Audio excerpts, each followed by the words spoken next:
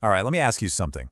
What if I told you that most of your daily frustrations, with your boss, your family, even with yourself, what if they all come from the exact same hidden source? We're about to dig into a really powerful idea here that might just completely change how you see all those conflicts. I mean, we all know the feeling, right? That difficult colleague, the boss who seems totally unfair, that constant friction you feel at home. Sometimes it just feels like you're trying to walk through a minefield of other people's problems. But, hang on. What if the problem isn't them? What if there's a single hidden cause for all of this friction? Something that actually starts inside of us and, well, it just follows us everywhere we go. So, this source, it actually has a name. It's called the box. And no, it's not a physical place. It's a state of mind, a perspective that literally colors everything we see and do. See, being in the box really just means we're fooling ourselves. We're actively engaged in self-deception. Think of it like this. It's like putting on a pair of glasses that subtly but totally warps everything you see. And in that warped reality, you're always the hero. And everyone else? Well, they're kind of part of the problem. In this slide really shows the crucial difference, right? When we're outside the box, we see other people for who they are. People, with their own feelings, their own needs and challenges. But the moment we step inside that box, everything shifts. People aren't people anymore. They become objects, either tools that can help us or obstacles that are just in our way. And poof, suddenly we're not accountable for our actions. Nope, we're the victims. Okay, so how do we even end up in this box in the first place?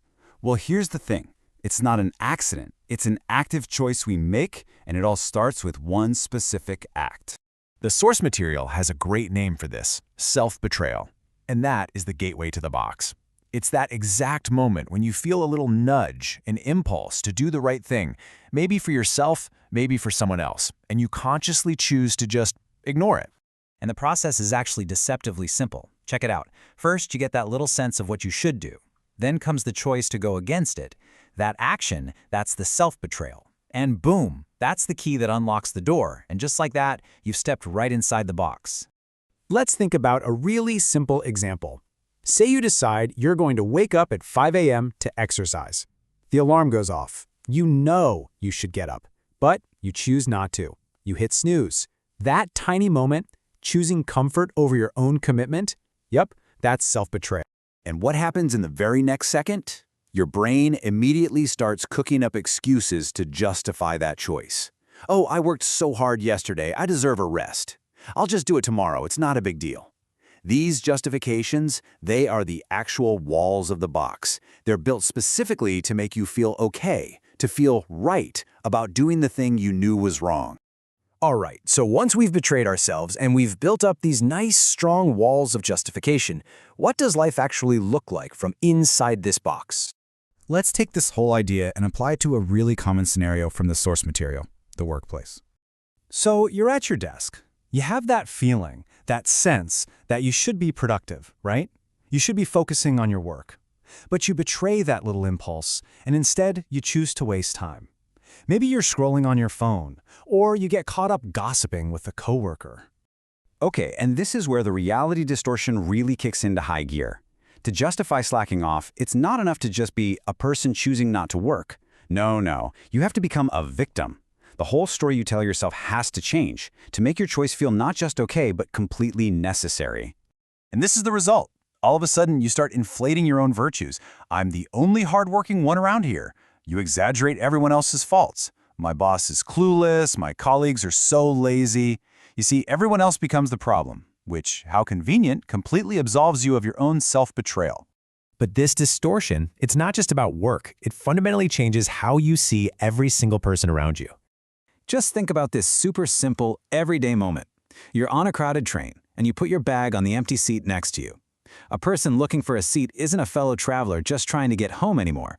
Nope. From inside your box, they're just an inconvenience, an obstacle that's getting in the way of your comfort. And this gets to the central paradox of being in the box. We become absolutely convinced that the problem is out there. It's the lazy colleague, the demanding boss, the annoying passenger on the train. But the real problem, it's the box itself, because its main job is to make you blind to your own role in creating the conflict. It's like a perfect system of self-deception. The crazy part is, you don't even know you're in it. Which of course brings us to the most important question of all. If the box makes us blind, if its entire purpose is to hide itself from us, how on earth can we ever hope to get out? So, what's the answer? Well, according to the source, it's not some complicated 10-step program. It's actually much simpler than that. It's awareness. The very moment you can start to recognize the symptoms in yourself, the blaming, the constant excuses, the way you start seeing other people as objects, that's it. You've already started to find your way out. So, I'm going to leave you with this question to think about. The next time you feel that frustration building up, that urge to blame someone, that deep sense of being wronged, just stop and ask yourself, what box am I in right now? What story am I telling myself to feel justified? And maybe most importantly, what truth about myself is this whole story helping me to hide?